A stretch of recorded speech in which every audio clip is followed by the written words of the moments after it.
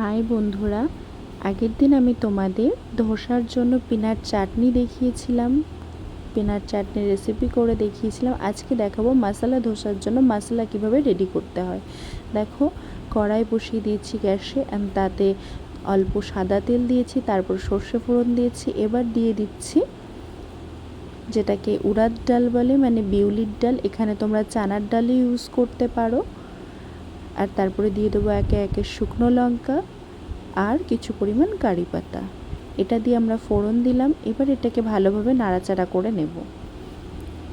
দেখো, হালকা নাড়াচাড়া করে নিয়েছি।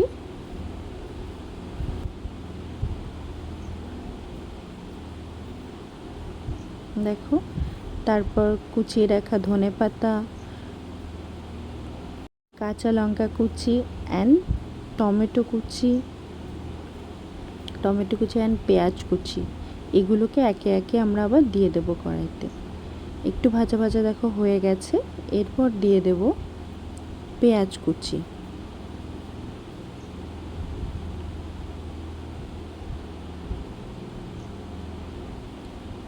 দিয়ে দিলাম পেঁয়াজ কুচি।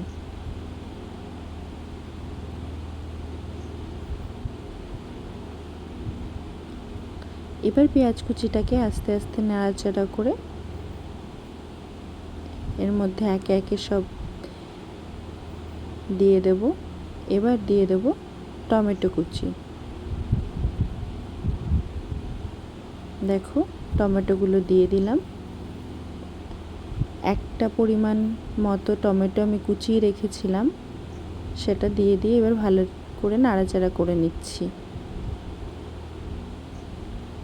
একটু হালকা ভাজা ভাজা হয়ে গেছে। দেখো, একটু লবণ দিয়ে নিলাম। সামান্য লবণ দিয়ে ভাজলে ভালো হবে। কাঁচা লঙ্কা কুচিটাও এখন আমি দিয়ে দিলাম। দিয়ে এবার এটাকে ভালোভাবে নাড়াচাড়া করে নেব।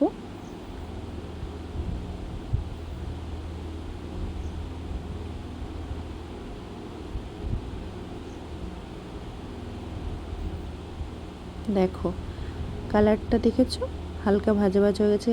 আগে থেকেই দেখো সেদ্ধ করে রেখেছিলাম আলু, সেটাকে একটু ম্যাশ করে রেখেছি। এবার সেটাই আস্তে আস্তে দিয়ে দেব।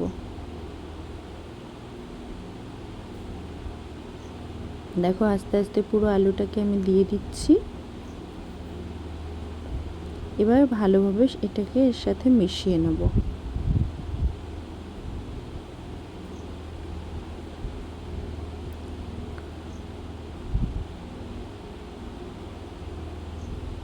দেখো, এবার দিয়ে দিচ্ছি ধনেপাতা কুচি।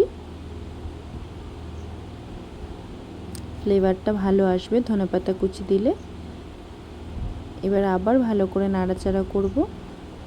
যতক্ষণ না ভালোভাবে হচ্ছে ততক্ষণ নাড়াচাড়া করে এটাকে ঠিকভাবে রান্না করে নেব।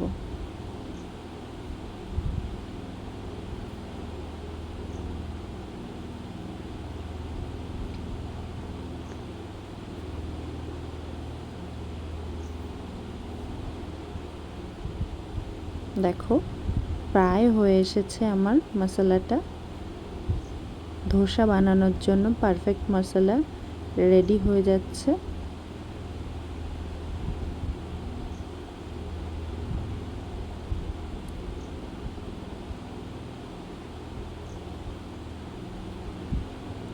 দেখো, মশলাটা নাড়ানোর সাথে সাথে কেমন খুন্তির সাথে উঠে আসছে, তার মানে মশলাটা পুরো রেডি। এবার আমি এটাকে নামিয়ে নেব। দেখো, আমি নামিয়ে নিয়েছি। ধোসার মশলা পুরো রেডি।